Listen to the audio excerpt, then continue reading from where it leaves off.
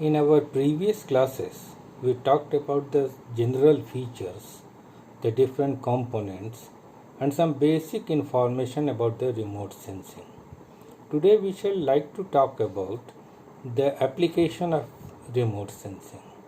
As I told you in the beginning itself, that remote sensing can be used for gathering all possible physical information from a distance.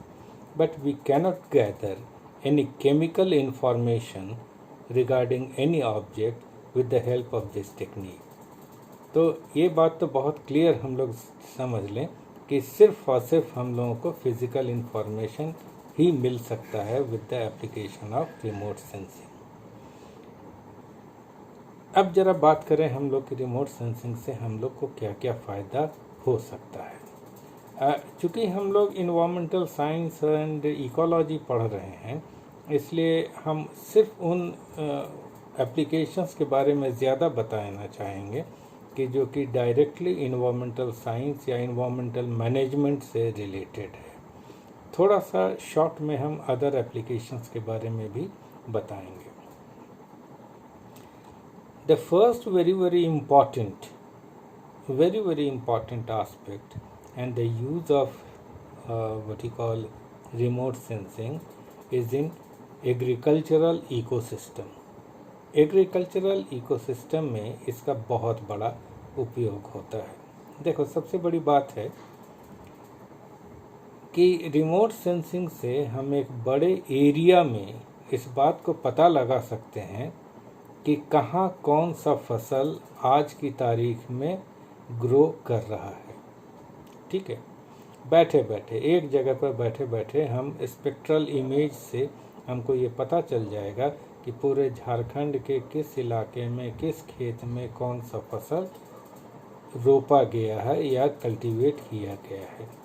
हमारे agriculture system का एक सबसे बड़ा खामी क्या है कि आँख बंद करके हम लोग कोई भी एक फसल from one area to other area उपजाते चले जाते हैं, जिसका कभी कभी खामियाजा ये होता है कि एक क्रॉप तो हमारे पास बहुत ज़्यादा हो जाता है, लेकिन हम दूसरे क्रॉप के लिए तरसते रहते हैं। ख़ास करके ध्यान दीजिएगा कि फूड ग्रेन्स में हम लोग सेल्फ सफिशिएंट हैं। सेल्फ फूड ग्रेन्स काफ़ी अधिक मात्रा में हमारे यहाँ होता है, सफिशिएंटली हम लोग उपजा लेते हैं, but we are not equally in better position so far vegetables, pulses and fruits are concerned. अब सवाल ये पैदा होता है, एक और सवाल हमारे सामने खड़ा होता है कि हम कहाँ क्या लगे। तो एक बार अगर हमारे पास पूरा डेटा आ जाता है कि इंडिया में या झारखंड में कहाँ कहाँ कौन कौन सा फसल लग रहा है, उसका क्या सिचुएशन है, तब हम बेहतर तरीके से प्लानिंग कर सकते हैं कि इतने जगहों पर क्रॉप्स लगे, फूड ग्रेन्स लगे, इतने एरिया में वेजिटेबल्स हो, इतने एरिया में पल्सेस हो।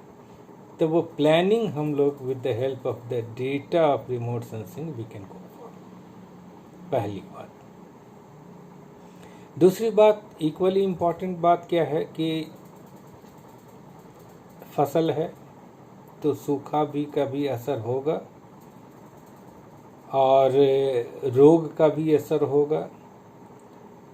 अब एक बहुत इम्पॉर्टेंट एस्पेक्ट इकोलॉजी या इन्वायरमेंटल साइंस के का हमारे सामने खड़ा हो रहा है, that is scarcity of water, पानी की कमी। तो अभी क्या करते हैं हम लोग, पौधे को ज़रूरत हो या न हो, कितना ज़रूरत है, क्या चाहिए, सिर्फ और सिर्फ हम पानी उसको पटाते चले जाते हैं, इरिगेशन करते चले जाते हैं। आज हम इरिगेट किए, कल होके फिर हम इरिगेट कर दिए, without thinking whether the plant is in a position to accept that excess water और नॉट।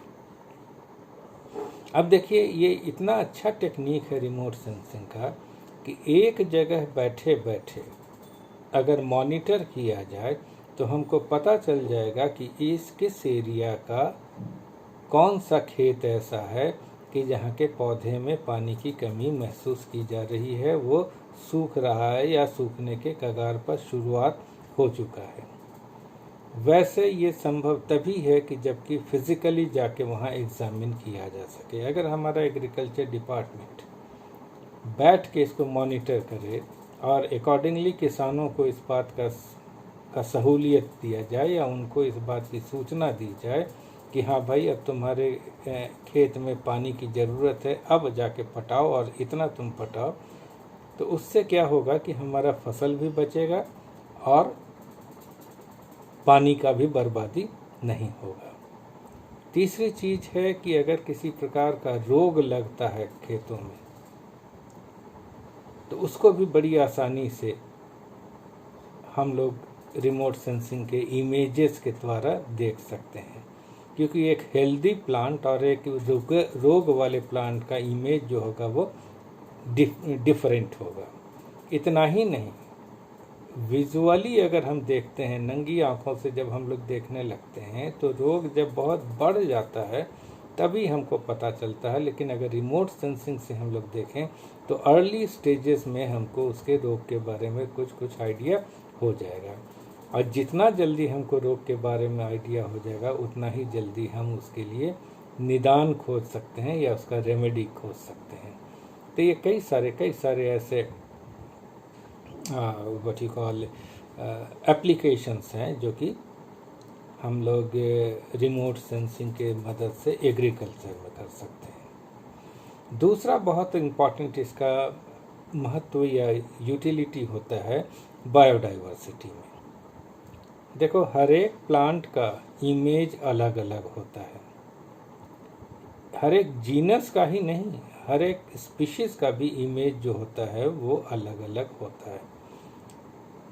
तो अगर इमेज हमारे पास अच्छा आ जाता है रिमोट सेंसिंग से तो हम बैठे बैठे ये सर्वे कर सकते हैं कि भाई हजारीबाग वाइल्ड लाइफ सेंचुरी में कौन कौन से प्लांट्स हैं, कितनी कितनी संख्या में हैं और उनका क्या पोजीशन है। ऐसे हमारे लिए वहाँ जाना मुश्किल है, अगर जाते हैं तो हमको रिसोर्स बहुत चाहिए, नंबर ऑफ़ पर्सन्स चाहिए। तो बैठ के ही हम लोग बायोडाइवर्सिटी का हम लोग एक पूरा का पूरा आकलन कर सकते हैं और सर्वे वर्क हमारा हो सकता है, जो कि बहुत बड़ा काम है, बहुत बड़ा काम है। दूसरी बात, अभी आप देखिए कि डिफॉरेस्टेशन अपने आप में एक बहुत बड़ा समस्या है, but we do not know exactly कि कहाँ कहाँ पर डिफॉरेस्टेशन हो रहा है और कहाँ कहाँ डिफॉरेस्टेशन की क्या स्थिति है, आई मीन उसका डिग्री क्या है। एक बार फिर से अगर हम रिमोट सेंसिंग का डेटा लेते हैं तो हमको कुछ नहीं करना है, एक जगह टेबल पर बैठ के अगर उसको एनालाइज करेंगे तो हमको पता चल जाएगा कि किस एरिया के फॉरेस्ट का पोजीशन, सिचुएशन, हेल्थ कैसा है, and accordingly we can take action for managing the biodiversity। ये तो नेचुरल की बात हुई। कभी कभी आप देखिएगा क्या होता है कि इलीगल फेलिंग ऑफ ट्रीज भी अपने आप में एक बहुत बड़ा समस्या है। गैर कानूनी तरीके से जंगल को काट देना। अब गैर कानूनी तरीके से जंगल को काटा जाता है तो जाहिर सी बात है कि कोई रोड पर नहीं करेगा, वो ऐसे जगह करेगा कि जो कि दूर है, जहाँ पर जाना इजी नहीं है। अब अगर आप रिमोट सेंसिंग से देखते हैं तो आपको वो लोकेशन पता चल जाएगा जहाँ पर इस तरीके का इलीगल एक्टिविटीज़ हो रहा है। और इस तरीके के इलीगल एक्टिविटीज़ को अगर हो रहा है, आप देख लेते हैं, तब आप जाके वहाँ पर प्रशासन जो है उसको सही तरीके से रोकथाम कर सकता है। कितने संख्या में लोग वहाँ पर हैं जो इलीगल एक्टिविटीज़ में हैं, अकॉर्डिंगली जो फोर्स हमारा जाएगा वो उतनी संख्या में जाके उसको रोकथाम कर सकता है। नॉर्मली क्या होता है कि लोग जा नहीं पाता, पता ही नहीं चलता कि कहाँ कितना कट रहा है, या कि अगर एक आदमी, दो आदमी फॉरेस्ट गार्ड वहाँ चला भी गया और वहाँ 10 आदमी हैं तो वो कुछ नहीं कर पाएगा, क्योंकि तैयारी के साथ नहीं है। जब तक वो तैयारी के साथ जाएंगे तब तक वो कर करा के गायब हो जाएगा। तो these are the various other type of problems associated with what you call deforestation, और उसको भी मैनेज करने में रिमोट सेंसिंग अपने आप में एक बहुत ही फ़ायदेमंद, बहुत ही वो सहायक सिद्ध हो सकता है। तीसरी चीज़ क्या है कि बहुत ज़्यादा हम सॉइल को एनालाइज तो इससे नहीं कर सकते हैं। यानी कि अगर आपको ये जानना चाहिए कि वाटर होल्डिंग कैपेसिटी क्या है, इलेक्ट्रिक कंडक्टिविटी क्या है, तो ये सब तो आप नहीं कर सकते हैं। But basic idea about the soil you can gather, क्योंकि एक सैंडी सॉइल का इमेज डिफरेंट होगा from that of the loam soil. तो अगर आपके पास एक अच्छा इमेज है, डेटा है रिमोट सेंसिंग से, तो आप एक बेसिक आइडिया ले सकते हैं कि वेल यहाँ पर इतने एकड़ एरिया में सैंडी सॉइल है, इतने एकड़ में लोम सॉइल है, and accordingly you can plan agriculture in all those areas. तो ये भी अपने आप में एक बहुत बहुत इम्पॉर्टेंट एप्लीकेशन है रिमोट सेंसिंग का, बहुत इम्पॉर्टेंट एप्लीकेशन है रिमोट सेंसिंग का। ये बात सही है कि जैसा कि हम बार बार रिपीट करके आपको बता रहे हैं कि केमिकल एनालिसिस हम नहीं कर सकते हैं। जब हम केमिकल एनालिसिस नहीं कर सकते हैं तो इसका मतलब है कि पॉल्यूशन के लेवल को हम लोग, या पॉल्यूशन में कौन कौन सा पॉल्यूटेंट है, इसको हम लोग पता नहीं लगा सकते हैं। लेकिन फिर इसमें हमारा थोड़ा सा हम इसका एप्लीकेशन तो कर ही सकते हैं, स्पेशली मेरीन पॉल्यूशन में। मेरीन पॉल्यूशन में या समुद्र में जो पॉल्यूशन होता है उसका सबसे बड़ा जो कारण होता है वो बड़े बड़े जो पानी के जहाज चलते हैं।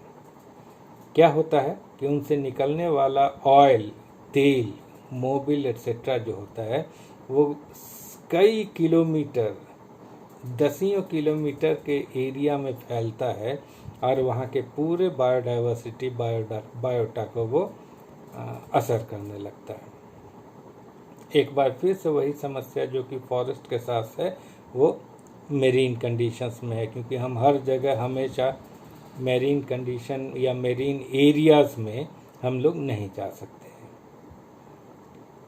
तो फिर रिमोट सेंसिंग इमेजेस आपका है तो क्लीन वाटर का इमेज एकदम से डिफरेंट होगा from that of the water having oil spillage. जहाँ पर ऑयल बिखरा रहेगा उसका इमेज अलग रहेगा with that of the clean water. तो हम बड़ी आसानी से पकड़ ले सकते हैं कि हाँ, this is the area, that is the area of ocean, कि जहाँ पर ऑयल पोल्यूशन या ऑयल स्पिलेज हुआ है। ओशन में मेरीन पोल्यूशन में एक और बहुत इम्पॉर्टेंट उसका जो कारण होता है वो क्या होता है कि बड़े बड़े औद्योगिक देश से जो सॉलिड वेस्ट होता है, स्पेशली जो न्यूक्लियर वेस्ट होता है, उस न्यूक्लियर वेस्ट को बड़े बड़े जहाज़ों में ले जाके वो क्या करते हैं कि सुनसान जगह में समुद्र में ले जाके छोड़ दी। आप एक बार फिर से, ठीक है, विजिलेंस तो है ज़रूर, लेकिन 24 घंटा आप उसको विजिलेंस नहीं कर सकते हैं।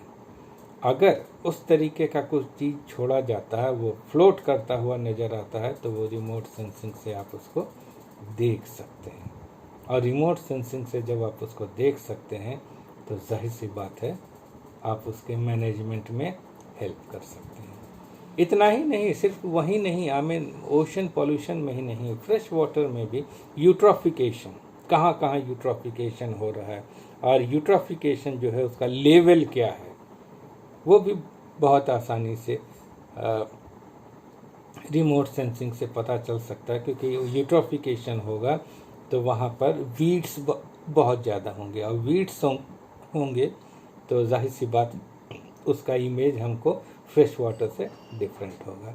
तो बहुत सारे इसके यूटिलिटीज़ हैं, आप इसको यूज़ कर सकते हैं। ये एक टेक्निक है आपके हाथ में, अब ये कितना इनोवेटिव आप हो पाते हैं, इस पर बहुत कुछ डिपेंड करता है कि इसको यूज़ कैसे करें। अगर सवाल आ जाता है, क्वेश्चन आ जाता है रिमोट सेंसिंग पर, तो सबसे पहले तो आप रिमोट सेंसिंग को डिफाइन कर दीजिएगा। उसके बाद स्पेक्ट्रल इमेजेस की जो बात हम लोग कहें, रिफ्लेक्शन से जो आए हुए इमेजेस की बात करें, इसका मेन जो थ्योरी है उसके बारे में 2-4-5 लाइन उसके बारे में लिख देना।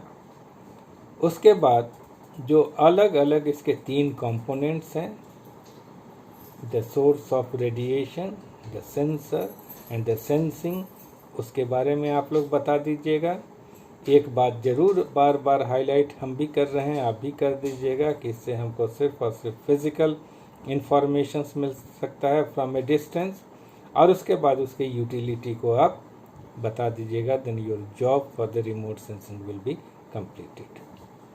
अब अगर किसी को कोई सवाल होगा तो व्हाट्सएप पर आप सवाल को पोस्ट कीजिएगा, हम उसका जवाब देने की कोशिश करेंगे। ओके।